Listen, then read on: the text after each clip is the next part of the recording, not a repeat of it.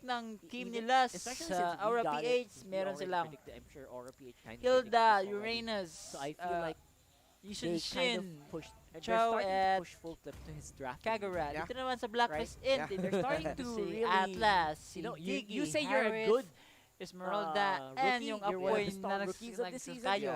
Prove it. Apoy nagsasayo Prove it in this game. That's what we're Si saying. Tamas. What we're saying. Okay, We're gonna force you into a start very na yung laro uncomfortable nila. hero. Okay guys, And let's sunod see na how tayo you do. ngayon. I voted for Okay, Aura here. gusto pa Good shout in dito our dito. huddle. Kung gusto Deciding sinong on gusto Zidane before pa-shoutout Aura. dito guys, sabi lang kayo I think tapos I also maglapagan did kayo. that, so it's, Bigyan natin ng possibly jacket. important. I Okay, got my pasok lang kayo dito prediction guys. earlier. In the Okay, first I have one. all night Yeah, to but I have was all night thinking with you that Jason here. will be the one playing, but let's see here. Okay, What's your vote? It's gonna be Aura. nagsisimula na Aura, yung here, laro we're nila. We're going to see right Okay, here manood tayo. for Aura. Okay, Ladies Smart and gentlemen, TV. this is Okay, yung game Hilda, number 3 Mag, for ano to, the ano second yung gagawin series ni Hilda? of the second day of the second week of the regular season of MPL. Okay, game in pause. Wait, Season wait, six. Right okay, away, pinos we yung are laro. going Baka to see may whether nasirang or not cellphone or our nalobat. defending champions will be able to really stretch out full clip, or if he's actually saying, you know what, I'm comfortable here. I don't care.